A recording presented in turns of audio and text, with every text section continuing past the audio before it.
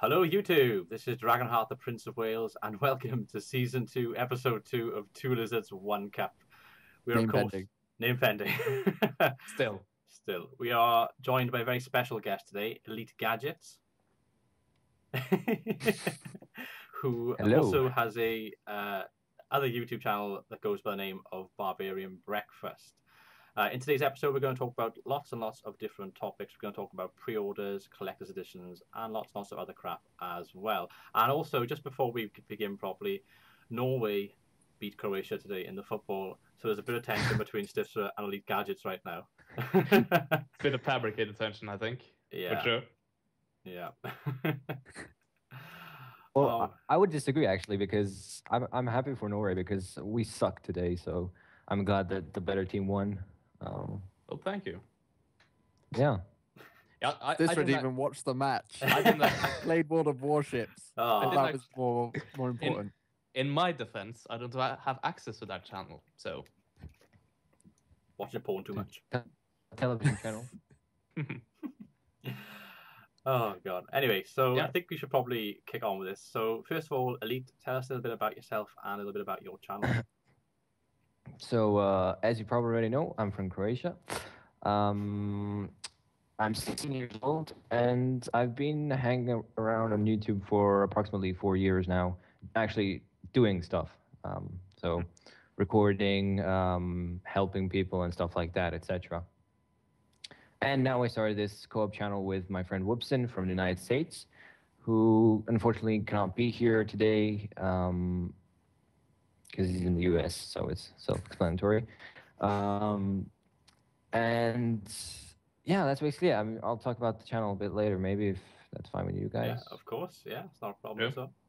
at all. Okay, so let's crack on with it. So, pre-order bonuses. Quite a few games are coming out this year for Assassin's Creed Unity. Oh, not Unity, that was fucking last year. They should Syndicate. release it patched. That would be very good. But we got, of course, Assassin's Creed Syndicate.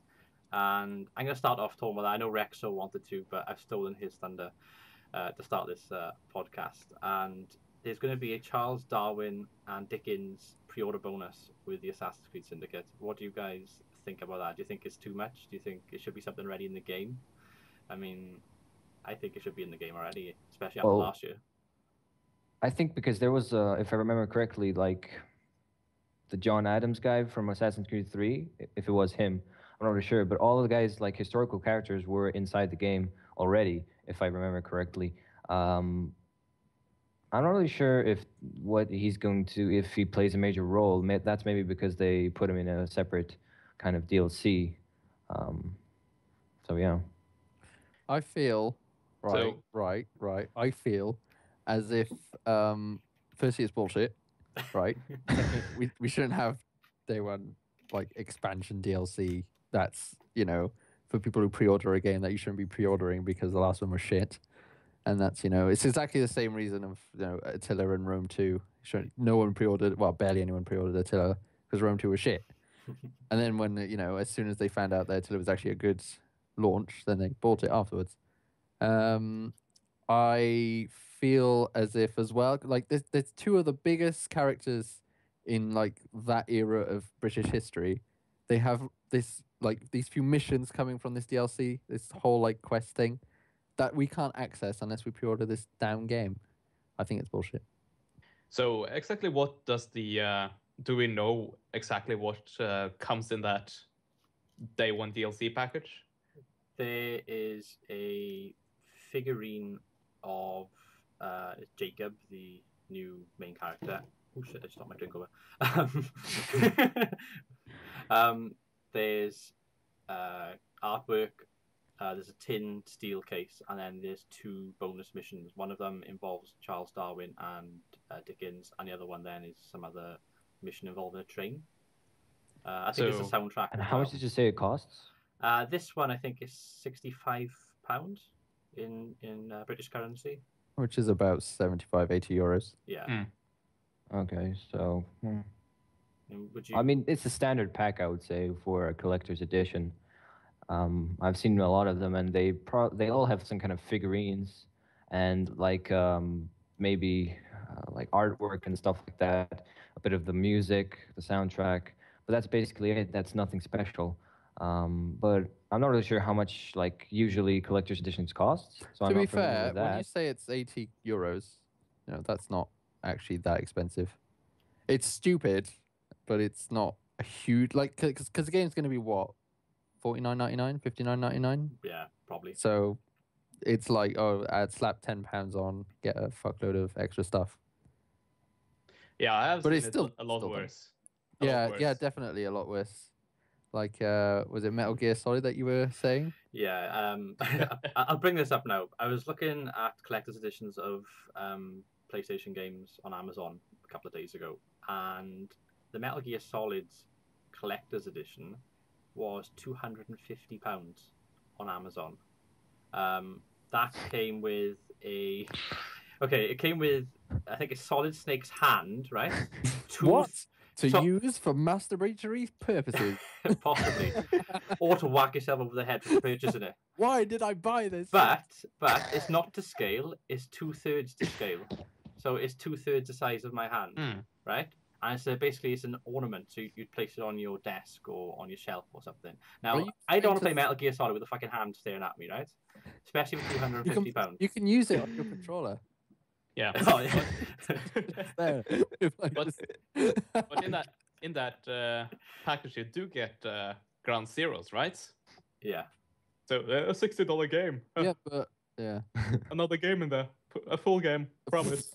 a full 2-hour game. Yeah. I mean, that.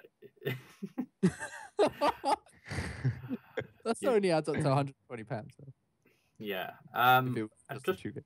It does come with the kind of general stuff, the soundtrack, the steel art, the steel See, case, the artwork. When you I'm just gonna say, when you buy Crusader Kings 2, any of the Crusader Kings 2 games or DLC, you get the soundtrack for free. Exactly, yeah. Same with Total War. Yeah, as well. Yeah, that's true. Yeah. So Just had those to- games, to be fair, actually, Yeah. Although Just had to Total find War one. soundtracks, all the Valve games also, you get all the soundtracks for free. although the Total War soundtracks have been a bit shit lately, so Yeah. It's because what's his face is gone now. Jeff Van Dyke. Yeah. Yeah.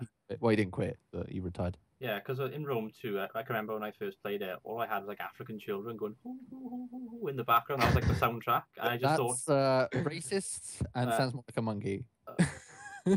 oh, prick. No, but yeah, It's racist again. I get what you mean. The older Total War games had a much better soundtrack than Attila and Oh yeah. Rome 2, Yeah, much definitely. better. Yeah, I Rome found it really 1, Medieval off-putting. 2. Oh, definitely. Medieval 2, I think, had one of the best soundtracks. Yeah, like Oh, the yeah. mod that with the mods, the where you can have the Rome 1 music in Rome 2. Yeah. It's just like when I played Rome 2 before. When I played Rome 2 before, I totally tuned out. I was playing the game and I forgot that there actually was even any kind of soundtrack because it was, it wasn't anything that I The, could the recognize and it wasn't yeah. that good. And then Rome 1 is I could just listen to it. Yeah, that mod That's that it. has the Rome 1 soundtrack. Like every time you hear the song, you're like, yeah, this music, it fits. Yeah. Like Yeah. even though it's not the same, and it's just so much better. It really puts you in the atmosphere compared to the, like you said, Rome 2. You just like sort of phase out the Yeah. soundtrack. You're so Zone out. focusing on whatever the fuck. Yeah, ridiculous. I was so happy when they had the Rome 1 mod for Rome 2 because you had the music mod. Yeah. It just made it so much better, even though it was a bit shit, the game. But that's something we've covered in like every podcast so far. It's not shit anymore. God damn it. It's okay, it's mediocre. I get it. That's Yeah. We'll Okay, I'm playing through it now on patch 17 as a Lusitania. I'm playing through it pretty heavily. I'm getting absolutely destroyed by Carthago Nova, but I'm actually enjoying it quite a bit. Wow. You're the only Just person enjoying it. Have you tried it since patch 17? No, not since Well, there you January. I have actually tried it in patch 17. Yeah, opinions? Oh, I'm playing actually a I played it for legendary 10 minutes, I know. campaign. I'm playing a legendary campaign as Rome on patch 17. No difference. I mean, I've never actually felt any kind of bigger differences rather than, just staring down at the units. Okay, no more zombie faces. Cool. That's good.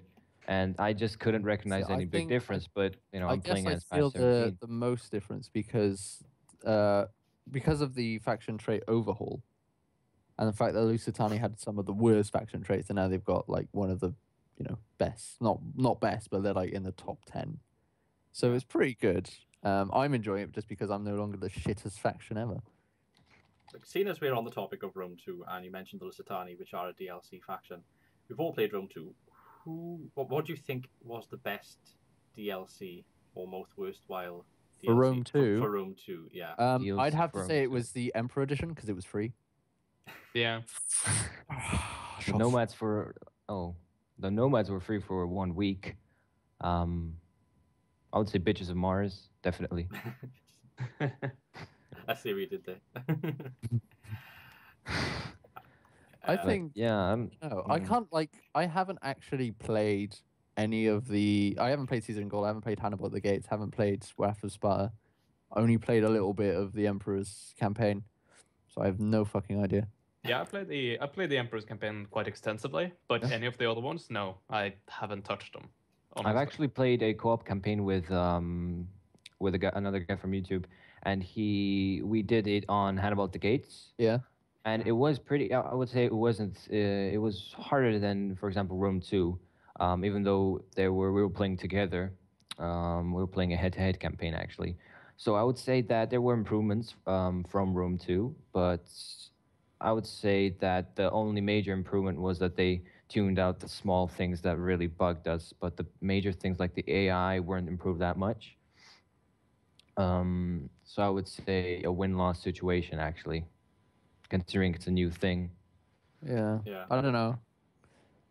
To be fair, I would have preferred it if they had like no DLC and like a better game. Wouldn't everybody? That'll never happen though. But yeah. But I would have preferred it to come out a year later, because at that point. See, this is why I'm really excited for Total Warhammer, because it is coming out a year later. Yeah. Aren't you a bit concerned though that they're gonna haul lots of DLC for Warhammer? I know you're a big Warhammer fan, but to be fair, right, I'm a massive Warhammer fan, so even if they do, I will. Yeah. But I actually think like that they will be day one DLC. They've done it for 3 Total Wars in a row. It's either going to be Chaos or it's going to be Skaven, and it's probably going to be Skaven because they've pretty much confirmed underground battles now with the Dwarf trailer, which means that as the Skaven are literally an underground only faction, they're the ones going to be there, to fight them and shit. So I will buy that just because they are my favorite race of all time, and I think that it'll actually be worth it as long as Creative Assembly puts the unit selection to the amount of units that are in the actual tabletop, because every faction is so unique and different that they have to have that difference. Otherwise, the DLC will not be worth it. It also depends on the pricing as well. But I do think that if the DLC is going to be £7, or if it's going to be pre-order bonus, day one DLC, whatever, as long as they have the full unit roster, which is something like 25 to 30 units, which is quite a bit, plus all the characters, all the spells, everything that you can then access, the different types of faction traits and whatever, I think it will be worth it compared to, say, like the Rome 2 Day 1 DLC or the fucking, the Viking DLC? Greek states, Vikings. Yeah, Greek. So, on the topic of Warhammer and how that will work, I'm thinking about, I seem to remember from your excellent lore videos, Rexaso, thank you. that the dwarves, they do use quite a bit of gunpowder things. Yep. And I honestly do prefer the gunpowder Total Wars, but how do you think that gunpowder and the rest of the game will kind of be balanced? See, in the tabletop, it's balanced. People have gunpowder and people have bows, and the way it's balanced is that gunpowder, because it's supposed to be late medieval type, so the gunpowder is inaccurate, so it's hard to fire, and it has a shorter range than bows, but it does a lot of damage, and usually it has armor piercing. So that's the difference. And also, bows in the tabletop, you can sort of move and then fire, whilst on the tabletop, you have to stand still with guns to fire them, which is how they balance it out. Right. So obviously in in the what's it called in the Total War game, it might be balanced in a different way. But I think that whole it's kind of longer range for the bows, and better accuracy compared to. That's how they balanced it out in Shogun 2, didn't they? Because it's going to be the same kind of thing not in the Fall of the Samurai, but before. Yeah, because then of course the guns can't be overpowering the bows because it's hard to get to the guns. That's how I see it. Yeah. Well, obviously in this, factions start with guns, and factions can't even have the orcs can't even work with guns. They have bows, but things like the orcs, or when they use bows, it's literally going to be 2 units at the back because they're dumb, kind of thing. Because orcs are going to be the kind to rush into the battle line. And orcs are really hardy. They don't wear any armor, so the armor piercing effect of guns really doesn't matter, kind of thing. So that's the way it's balanced. Plus, orcs are going to be hardy and stuff. And then when it comes to the undead, fucking undead. Yeah, I think balancing is going to be the main thing. If they get the balancing right, it'll be a good game. That's right. If they get the balancing right, it'll be the perfect Total War. Oh yeah. Knowing Creative Assembly, it probably will be just guns have shorter ranges. Yeah, kind of thing. And of course, longer reload. Yeah. One thing that they mentioned that they have to balance out is the magic and that's something, because if you make magic OP, then what's the point? If someone has a mage, you call it, right? Yeah. And if someone else doesn't, then of course it's just gonna overpower the. So that's the thing, the though, army. Because sometimes in the tabletop, an army will not, like dwarves have no mage. They have no magic at all. They have this thing that counters mages called the runesmith that basically smashes runes with his hammer, and those runes have magical power in them that counter magic spells and stuff like that, which, that's how it's countered on the tabletop, which will probably work like that on Total Warhammer as well, but it has to have a kind of extra thing. Yeah. But also things like in the Empire have things like witch hunters, which are there to kill enemy priests from really far away. They've got I pick you and you're going to die. It's like, fuck, I'm going to die. And then he kills him, kind of thing. That was really badly explained. Although, funny enough, everyone who plays Warhammer knows exactly what I mean. I'm sure they do. Yeah, you got 3 retards right here. That's good. Staying on the topic of Warhammer, have you all seen the new Dwarven trailer? Yeah. Yes. Many times. What do you all think of it? I like how you're all looking for me. As someone who loves Warhammer, believe it or not, it is the best trailer that I've ever seen Creative Assembly make, and I'm looking forward to seeing the next 2 trailers for Orcs and for Vampires. Wasn't it? Why?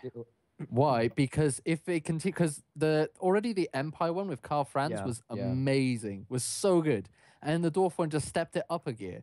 Just really showed what the dwarves were about. It basically did my faction lore video in a trailer. It basically told them exactly what the dwarves were. So if they do that with the orcs and the vampires, it'll be perfect. It'll be absolutely amazing. But the only issue is that in both of the trailers, each of the generals have made a speech. With the vampire one, all right, Manfred will probably make a speech. With the orc one, apart from going, crush their umis, just continuously. Because Grimoire does not speak often, except as like crush them, kill him, smash his guts, chop chop kind of thing. That was a good orc impression. Thanks. Okay, are there any particular factions any of you are going to be Let's Playing? Because we're all YouTubers, obviously. I'm going to be Let's Playing Vampires, and I'm going to be live streaming one of the choice of my subscribers. Yeah, so I mentioned it before. I'm a huge fan of the Gunpowder Total War, so I'm definitely going to try out the Dwarves, because evidently they are the Gunpowder faction. Empire Gunpowder as well. Oh. It's just that Dwarves are better at it. I see. But but I say that. They're both Gunpowder factions, but the Empire, like Dwarves have no bows, they have crossbows instead, as their non-Gunpowder folks. And Dwarves are better with their cannons, although the Empire have sexier war machines, in my opinion. If you say so. Well, then I guess I have to check out the Empire as well, but probably Dwarves. What about you, Elite? Any factions that make you feel I very actually...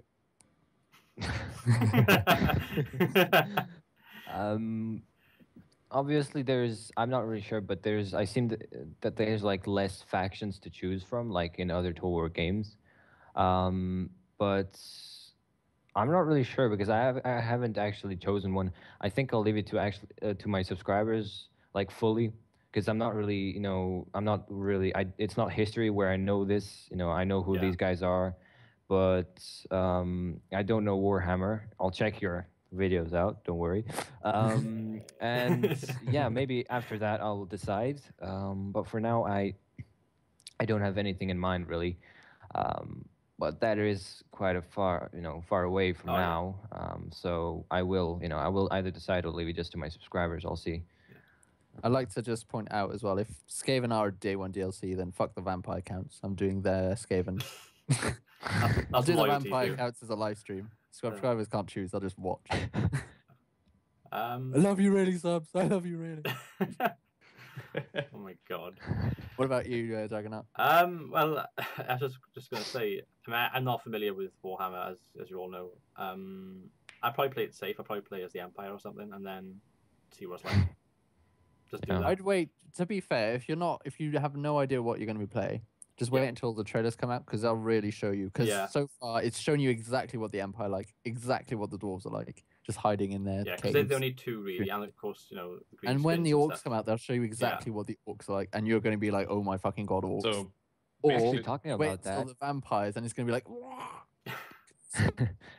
it with will their be interesting to dragons. see how they will represent the thing that where you just said that they were, hiding in the caves and stuff like that, yes. underground. How will they actually represent that in There's game? actually no, they've confirmed there's going to be underground battles, which means either that they're going to be at selected points on the map, like if you fight there, or if you're like garrison in there, like say You for mean like, example Third Age? you've got if you've got your faction, say you're the dwarf faction and you're in your capital, which is Carrot Cake Peaks, and then someone attacks you there, then it happens as an underground battle rather than overground. Or it could be that there's two campaign maps kind of over each other, and you like can toggle between the two. But I'm assuming, I doubt highly the two campaign maps, unless the Skaven are in there, are going to be that like that massive. There's going to be one big overground one, and then one smaller underground one with only tunnels, kind of stuff. Yeah, that would be interesting to see. As well as how flying units will actually make a representation first time in Total War. So good. Yeah. So good. Have you all watched the battle for Blackfyre Pass? Yes. Yeah. Because that. Yeah, I've seen it. Yeah, so I really like the part. I really like the part where they had, is it a goblin suicide bomber or something in the Doom Diver. Yeah, I really enjoyed that. I thought that was really funny. That is pretty much like a goblin. To be fair, they've got another unit of they're called the Night Goblins. So they wear like black KKK uniforms. It's ridiculous. And they have things called Goblin Fanatics. So they eat poisonous mushrooms, which make them go crazy. They have this huge wrecking ball, and they just spin around massively and continuously. It's fucking amazing. God. Just amazing. They just go wild. Sometimes they hit your own units, which is a bit annoying, but they do so much damage. So good. Obviously, all three of us this week have recorded with Elite. We've had all done separate videos, and in my video with Elite, we actually started talking about what we think would be the next Total War after Warhammer. So I thought it'd be a good idea to bring that up into this podcast. What do you guys think will be the next Total War? Do you think it'll be an Empire 2? Do you think it'll be I'm hoping it Medieval would 3 maybe? Empire 2.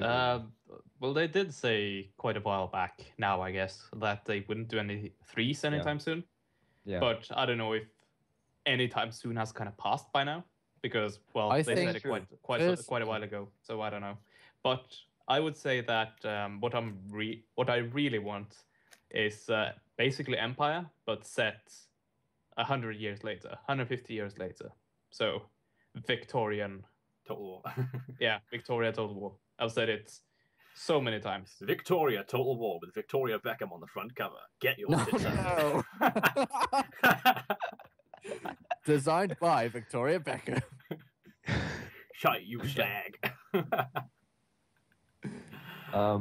See, I think what would be awesome is if they make Empire 2, but they have 2 expansion DLCs like they did with Shogun 2, so that they have one that will become a Napoleon, and then the third one that will be Victoria. So you'll have like Fall of the Samurai and Rise of the Samurai, whatever it's called, but as that, like those. So you'd have, so that way, instead of having to make a Napoleon 2 as a completely separate game, they just add it on. Because that's what they're Like a doing. DLC, yeah, like That's a what they're doing with Total War Warhammer. That's what they said they were doing. Because it's going to be a trilogy of games which will slowly expand the campaign map. So if that means they can do that. So nothing's stopping them from doing that with the next game either. Yeah, I would definitely like that game. As I said, Gunpowder, go for it. See, because So- if they do that, that would lengthen the game life of it. Because after like Empire, you had Empire, then you had Napoleon, then you had Shogun 2, then you had Rome 2, then you had like every game has gone really quickly. Like between Rome 2 and Attila, it's been like what, 2 years? So it's like it was 18 1 months, and a wasn't half. it? Yeah, 18 No. months. I think. No, it's But been Rome like, was 2000. No? September 3rd, 1 and a half. 2013.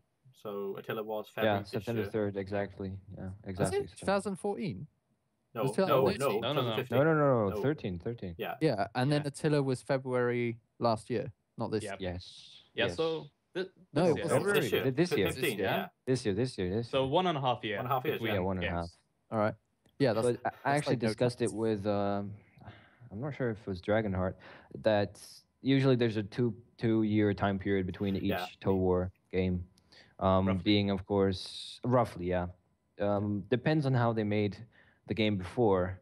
Whereas, of course, the same thing happened with Empire and, of course, Rome 2, where there was just like one and a half year time period because, of course, the previous game being Empire and Rome 2 weren't that good. No. Um, See, and then, of course, they had to expand upon it. when it came to Shogun 2, the following year it was it was Rise of the Samurai or Fall of the Samurai. Fall of the Samurai. Yeah.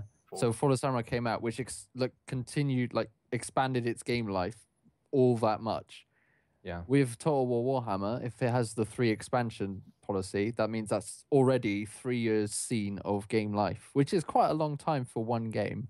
When Yeah, you think technically they covered the whole of with Shogun 2. They covered the whole history of Japan. yeah. Not the whole history, but the whole Yeah, kind of yeah, the medieval whole period period. of Japan. Yeah, the main part. So if they do that with the following game, which could well be Empire, that'll be great. Unless they make I was going to say it, unless they make Dark Ages, but that's pretty much Attila. Attila, yeah, I was saying that as well. Yeah, could they make it like the pike and shot area?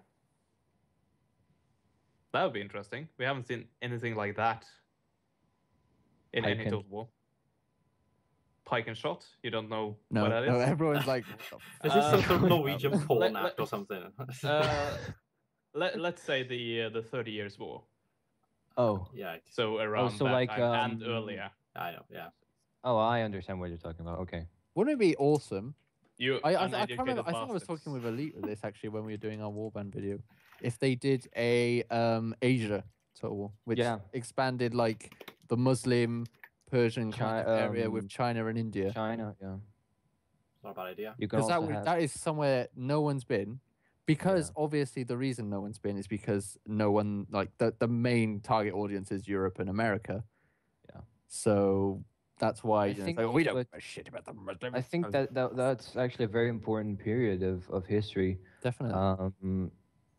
The only thing is that not a lot of people. I think they do it because of pure marketing, and that's because not a lot of people know the history there. Yeah, And not all people are even interested in it. And of course, if I'm not interested in China Total War, for example, let's call it that, I'm not going to buy the game, for example. I mean, I would buy the game because I'm Total War fan, and I would buy but yeah, I would buy it. But for example, someone else, a If they wider did, audience, I just wouldn't. found the perfect Total War.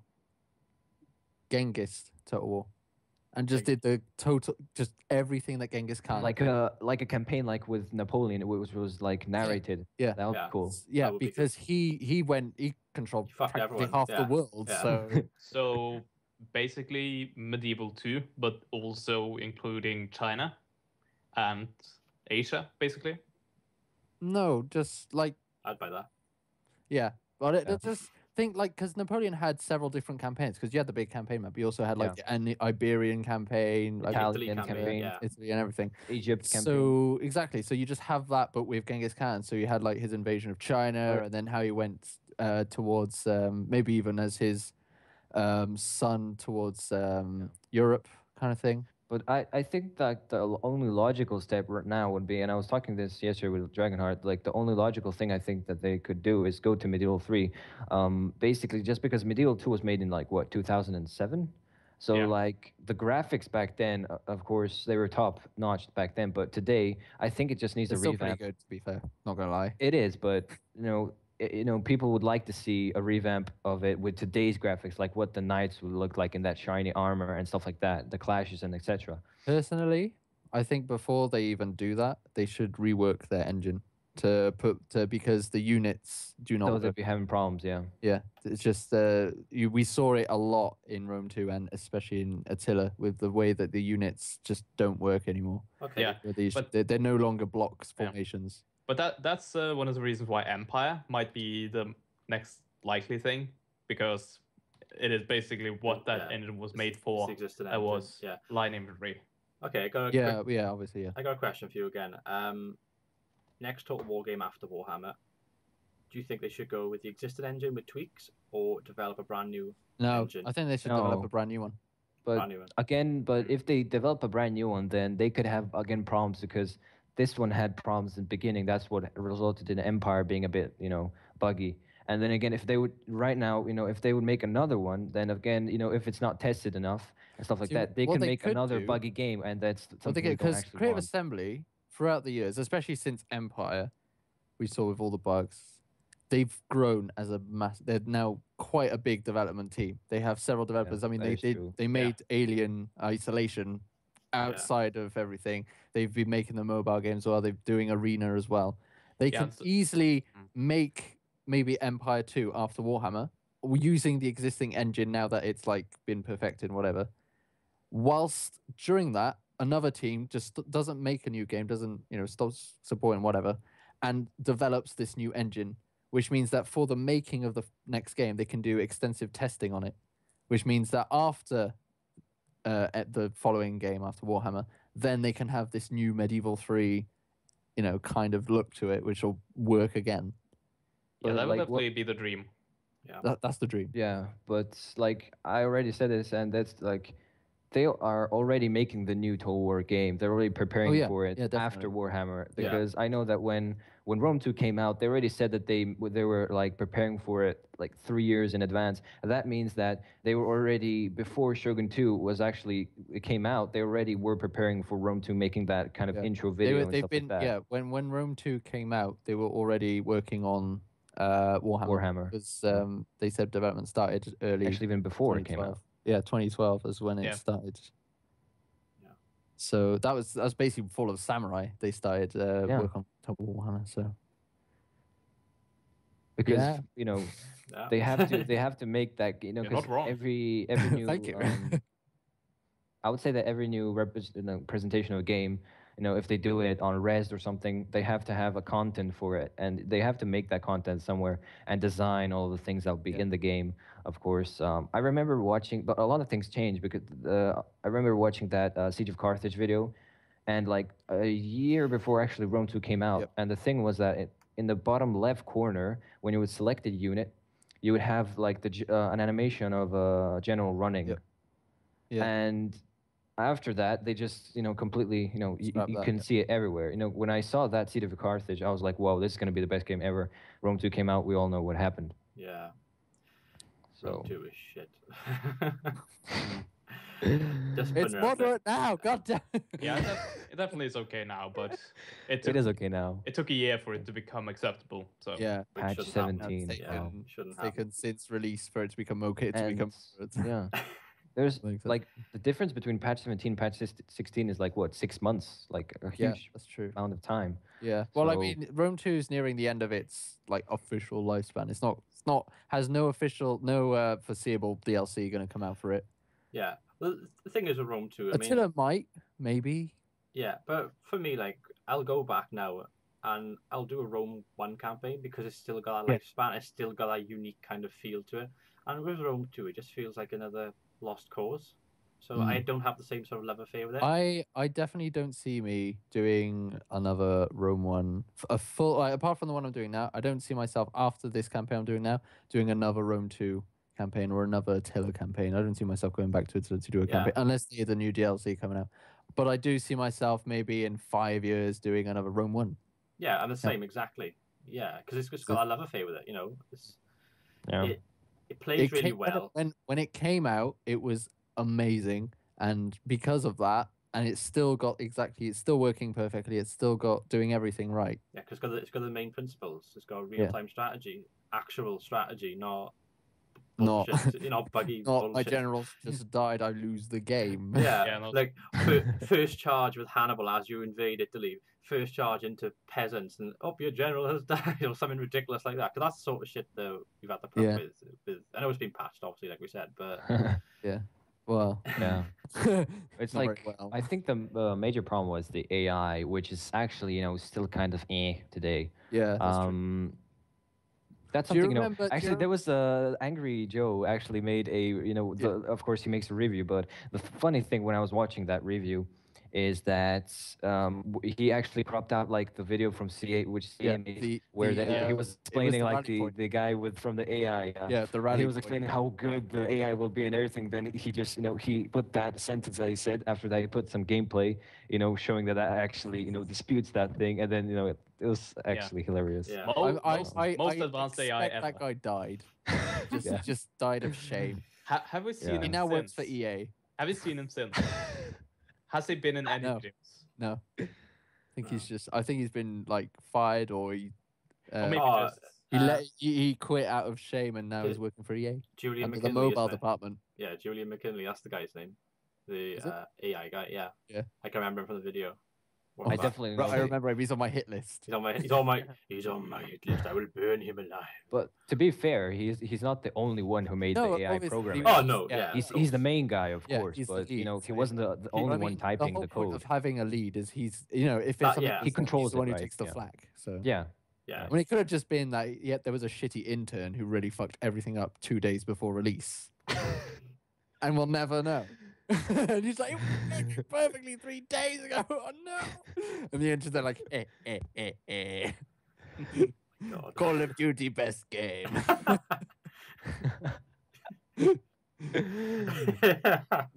Have you guys seen footage for the Call of Duty multiplayer beta? By the way, No. Oh yeah, I It's, have. um, it's basically Titanfall without Titans. Yes. You've got jetpack, you can wall run.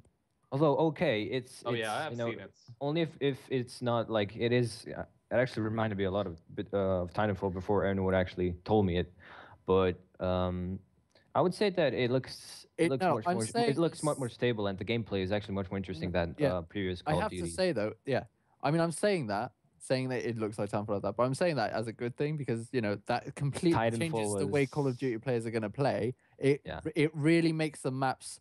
I feel like the maps that were shown in the beta that I saw from the videos anyway were way too small for the amount of like movement you can do, which sucks because Call of Duty before this kind of extra movement, the small maps were the best. Things like Nuketown were just amazing because they were so small you could just kill everything and stuff like that. But going around flying everywhere means that you've got more space to work with, but but that was also the case for Armored Warfare. It also had the movement. I think actually the movement has been dubbed down a bit for Black Ops 3. I like how you said Armored Warfare. Yeah, it is. You mean like the speed? Advanced Warfare, whatever. Warfare, that's the word. I haven't played Call of Duty in several years. But, Armored Warfare is the tank game, rivaling. Armored Warfare. I'm actually more of a Battlefield guy, so. Yeah, definitely. Same here. If I had to choose, then I would choose. It's just something that Battlefield feels a bit more realistic in the sense that it's actually Call of Duty seems a bit fantasy kind of. I never actually gone into it because of that. Battlefield is more down to earth. Yeah, but when I play, if I was to just sit down for an evening with either game, I'd pick the Call of Duty because I feel like I barely play. I don't really like FPSs that much, but if I was to play with one of them, it'll be Call of Duty because I find it easier to get into, and I find it less hard. Like the ceiling is much less. I can do well. Yeah. I might do shit in the first 2 games, but while I get used to the controls again after not playing it for several months.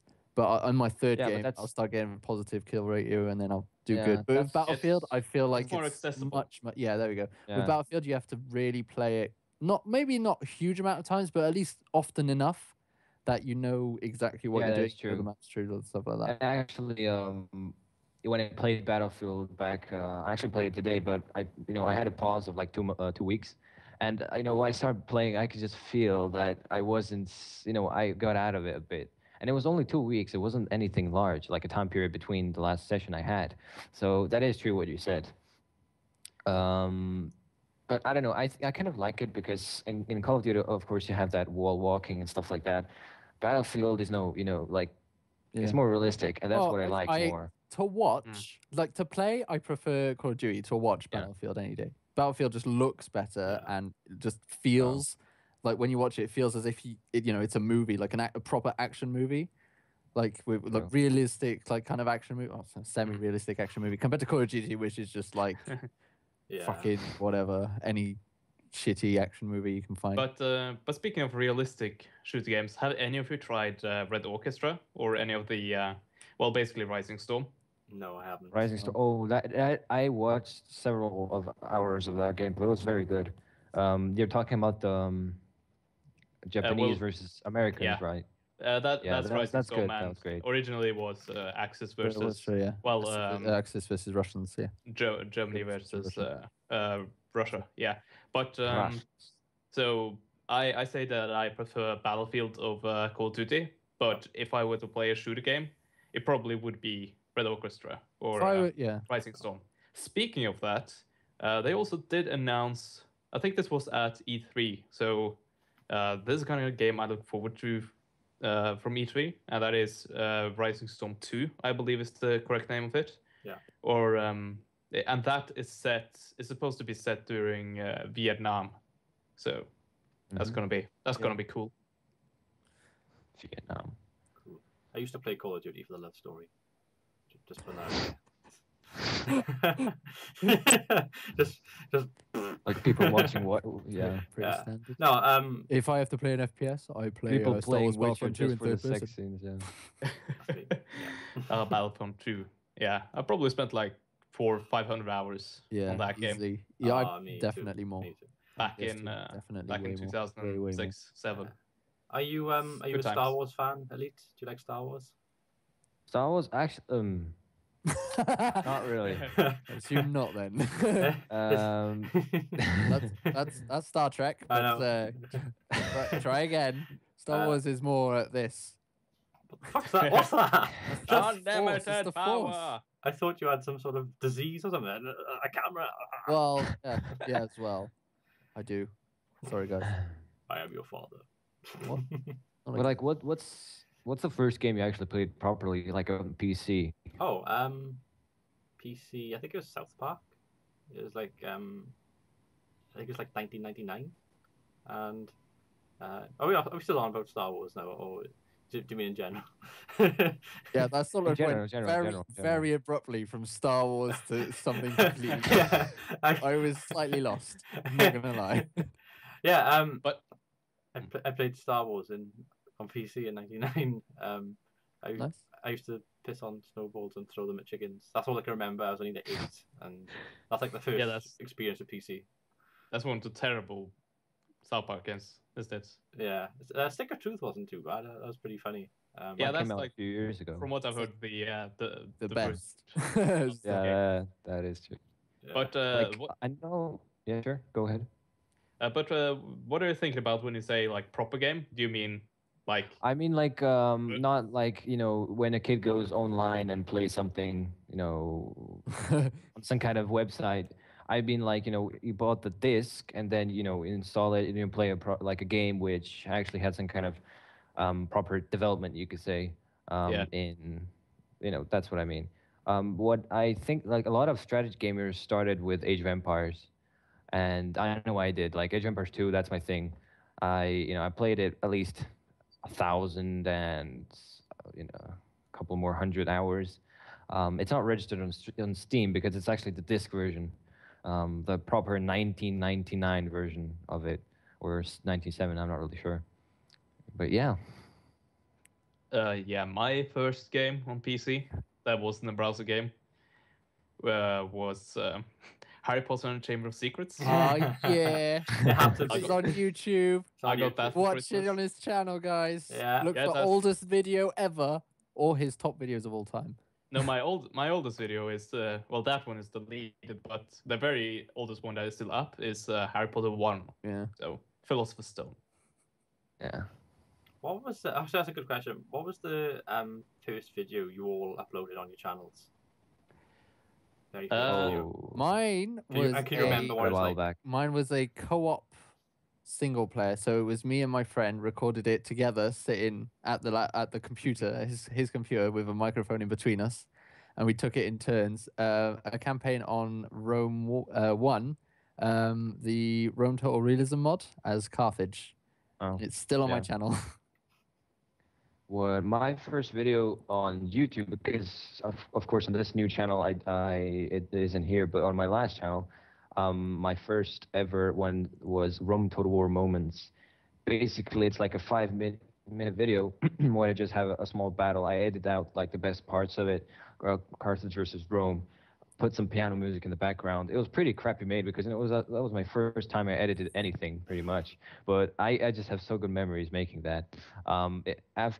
After 2 months of getting fraps to work or something like that, my microphone, I used a microphone from the Rockstar or like SingStar for the station. That's amazing. You gotta do what you gotta do. Yeah, I just plugged it into the computer. I was just getting things to work, and magic from there on. Yeah. I just got this image. But the first video on this channel is the first video on this channel was a co-op with Whoopson, obviously, because he's the my co-partner. So yeah. What about you, Dragonheart? My first video was a Worms Revolution video, and I called it Worms Revolution Battles. It was uploaded on the 21st of March 2013. I can't even remember the date. I recorded it off my old Logitech webcam that I used to have because I had a shitty £4 headset from Asda's, and the microphone didn't work. You couldn't hear me properly. It was very muffled. It was basically it was like this. You can hear me. It was like yeah. So I get it. Sounds familiar. So I basically leaned up to the camera like this. Oh god. And I recorded a 10-minute video with me going like this. Hello YouTube, this is Dragonheart the How many Prince. people got nightmares from that? Oh no, you didn't see my face. No, it's all good. It's all weird. See, I actually recorded my audio on the Logitech webcam as well, but mine was actually good enough. It was probably like £10 then. Yeah. To just go on the desk, and then we can hear both of us. Like, we had to lean in quite fast. We were like there with the webcam. Like, so if I was here, it was like there, and we were both there. So you have a face there and a face there, playing this game. Yeah. Great. Good times. My first video was actually a recreation of another video I had seen on YouTube and really liked, but that it got deleted. Copycat. So I basically I made it myself. It was a top 10 list of the 10 deadliest accidents in aviation history. Oh. Because I find like aviation safety and the history of accidents kind of fascinating. So I basically recreated the video I found. So to get it up there again so other people could also enjoy it. So I remember spending 2 days with Windows Movie Maker before it was live Windows Movie Maker, which is absolutely crappy in my opinion. And yeah, I made that video, and it was uploaded on the 28th of June 2010. Wow, it's a long time ago. It's like 5 I actually years. remember mine was September 3rd. I remember it was first day of school. So, also, speaking of the microphones, I actually found one in a shop. There's like a headset like this, but the microphone was this, like literally this long. We compared It came to about here. So how is that gonna work like anytime? Crazy. It's actually quite a lot of work to go into YouTube, and It is. I can remember. Oh, I can remember back when I first started. I was thinking, I want to create a YouTube channel. I want to be like my people that I watch. I want to build a community. Blah blah blah. And then after the first week, I was like, holy shit, this is tiring. I still stuck with it. Obviously, I wouldn't be here right now. I think I think my friend Matt, who did the videos with me, had the short straw because it was on his computer, so he had to do all the rendering and all the uploading. While I was just there, enjoying myself playing the game for like You- 2 hours yeah. and then You leaving, fucking going scrub. home. You for the fucking week. scrub. But the Speaking of first videos, rendering- when I got my first laptop, because that was the issue. The issue is I had no computer to record it on myself, so we had to do it all. But when I got my laptop, the first video I did on my own, I did a lot of Rome Total War online battles, and where I would record myself playing the games, and then like if they were live or if they were recorded battles, and then I would also Stifsre just fucked off. He's coming back.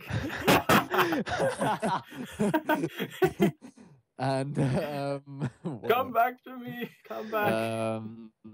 But yeah, and I also did replay reviews. So basically, they would send me their replays, and then I would tell people how they did, what they could have done better and stuff like that. And that took so much work. I was just like, oh my god, Matt, how the fuck did you manage I to do remember. that? I remember like when I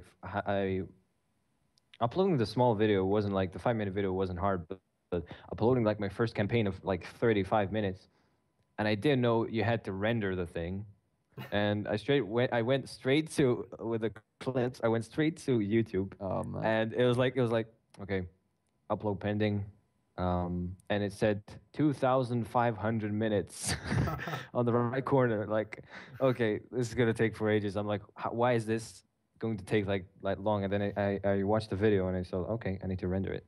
Fine. Oh. I think Stifsre crashed. He just came back online on. Yeah, I on think Steam. I think we'll have a Yeah. very short commercial break, and obviously.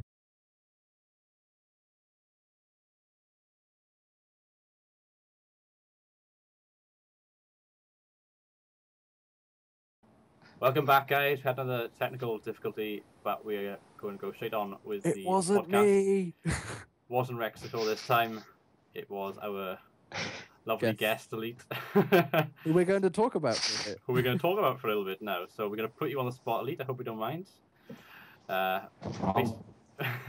So when your computer doesn't crash, what do you do?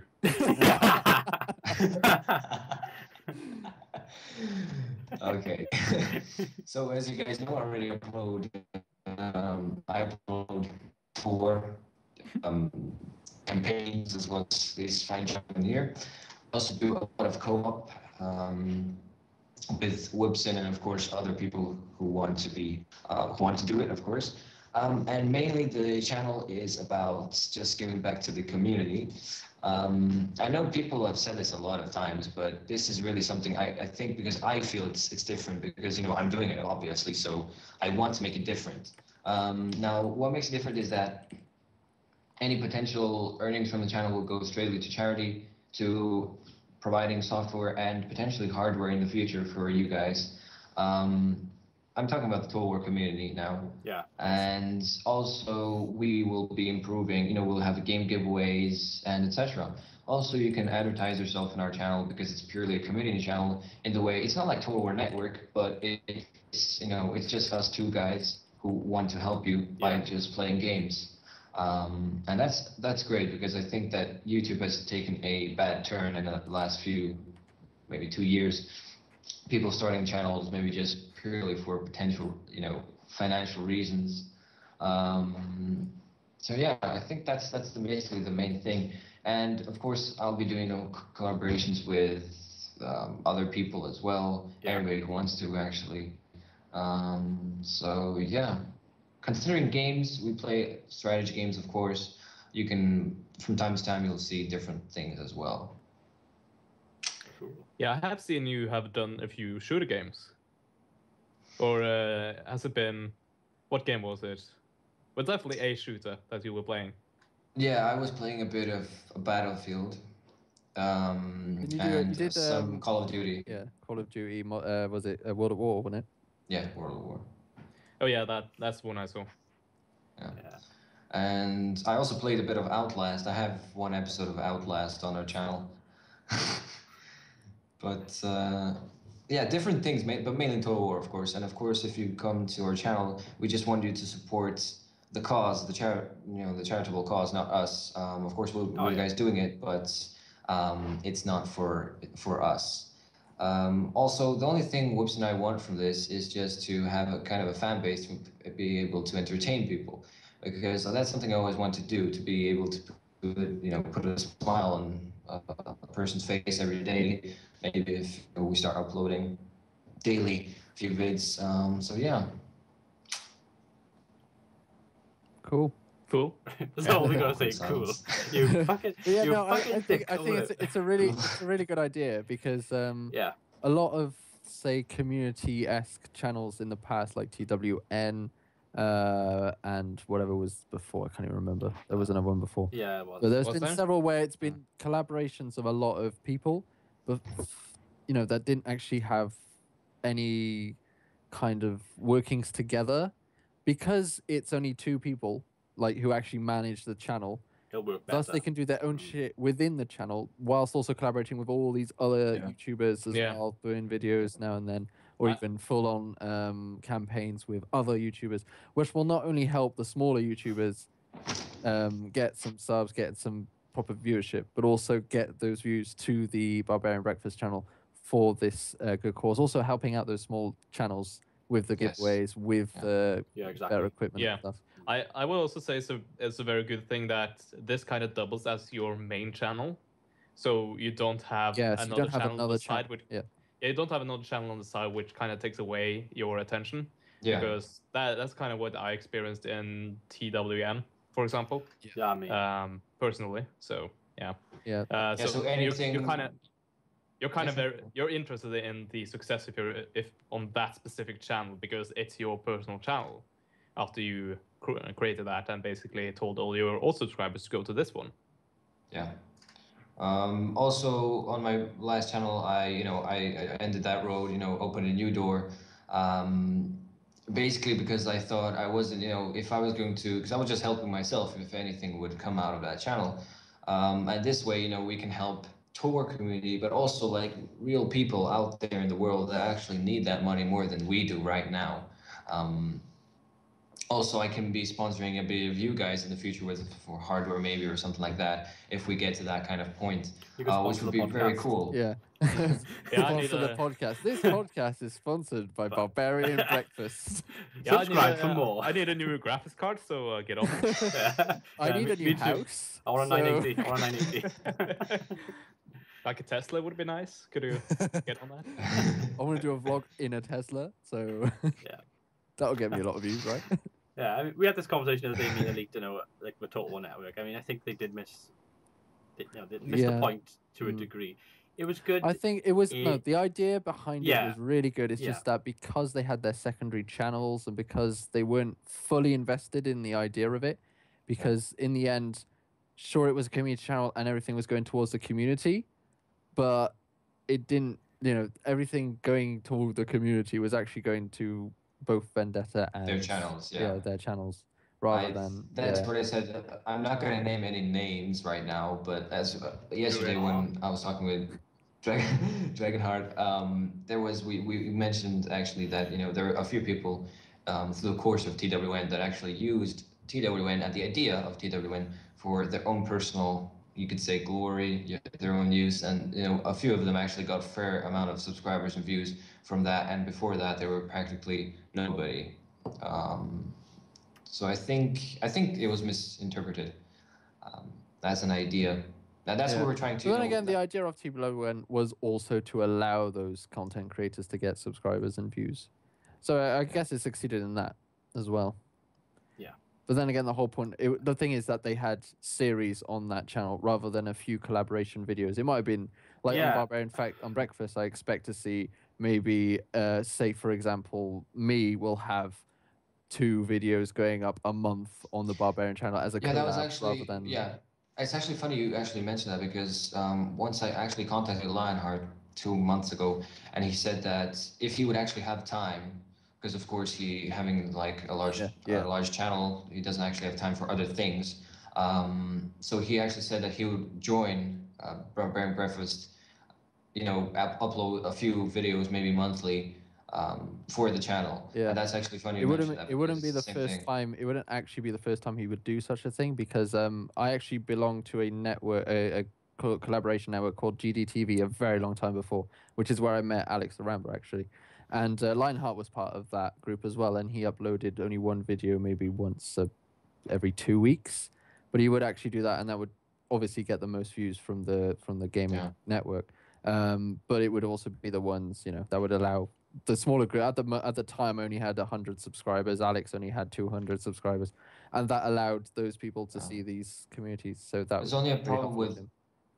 the only problem is, to get people to actually understand the cause, because today a lot of Yeah. people, misuse this kind of things. Yeah. Then a lot of people don't trust you. Yeah. And, But if somebody actually wants to make a change, he can't, because people don't trust him because of many other reasons, and many other people who I actually think misuse that. the biggest obstacle that you're going to have is because right now you are tiny. You are like 40. What? How many subscribers are you right now on that channel? Right today, 30. Yeah, right today. that's going to be the biggest obstacle. Basically, it's just that no one's going to really believe you. It's like, oh, he says that, but that's not a thing. So having us three plus the Warcast backing you up is probably going to be that big help, and we're going to try as hard as possible to push that. Yeah. Not because for us we're not actually gaining anything out of this, apart from making sure that the work that we put in is going to go and get this money to charity to these other small YouTubers. That way, because Dragonheart has the Total War community Google Plus page, which has helped quite a few people out. Especially at the beginning. We want to do more. We can't we don't have enough money to just give these people extra equipment or games or stuff. So when we got stuff coming to us, when we get a random Steam key coming towards us, we'll try and give it to people. But that's probably the most we can do. Yeah, that's why we want to. That's why we want to use YouTube in the way that actually the earnings from it will actually go straight back, but not to YouTube, but to the people using YouTube and the community. Also, it's funny actually. Wobson and I met through actually. I was willing to help him grow, because back when on my channel I had like 300 subscribers back then, and he asked me if I could do a shout out. I agreed.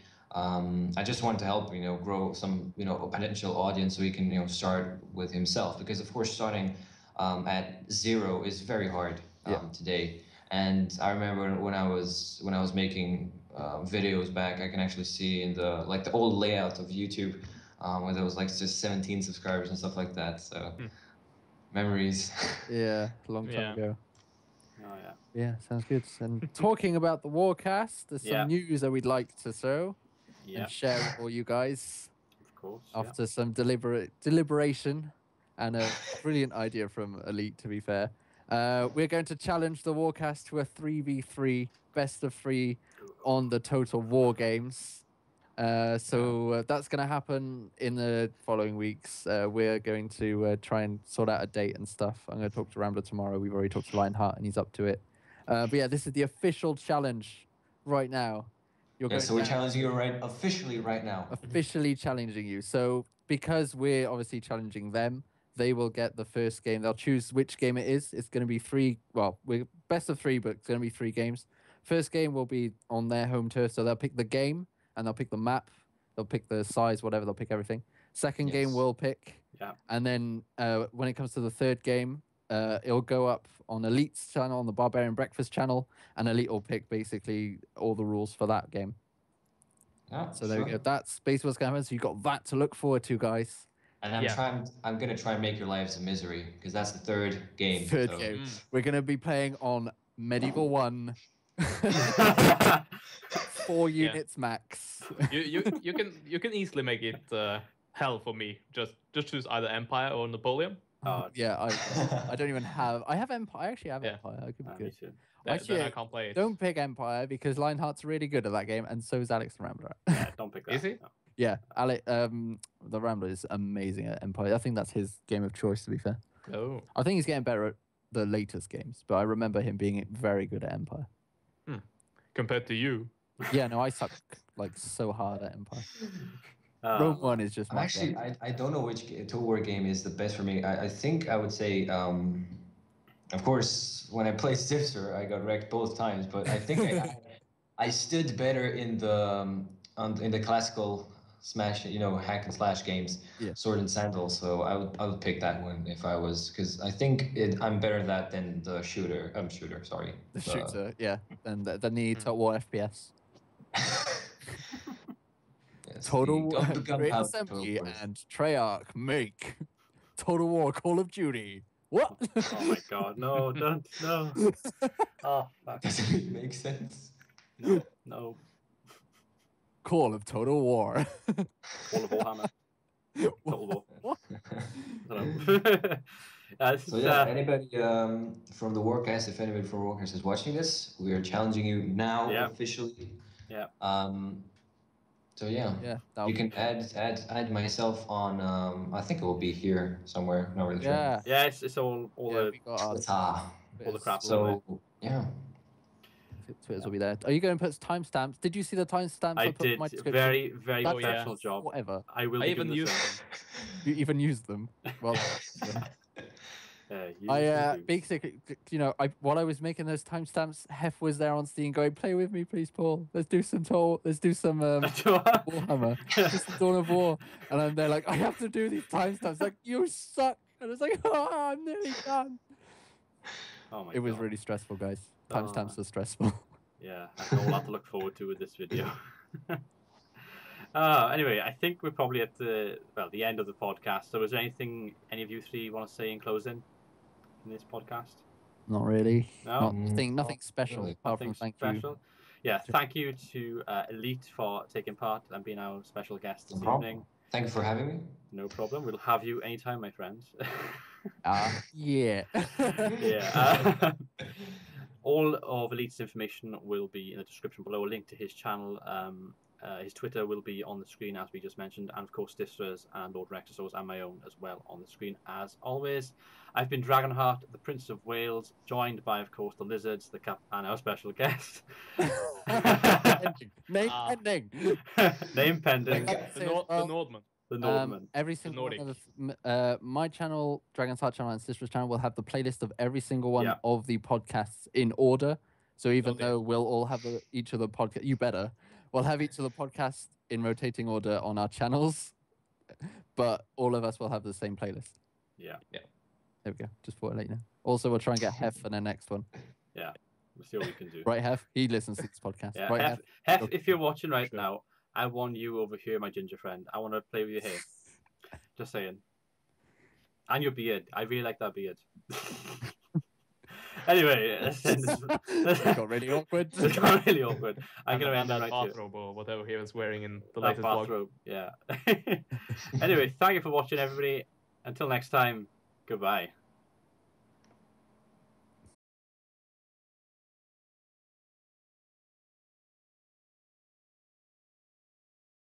That was a weird salute at the end there. Did. Like, we were all like that. Like everyone did. Just get your Miguel mustache. I'll eat later. Until next time, goodbye. I'm gonna keep that in. Classic Richard. Yeah. Amazing.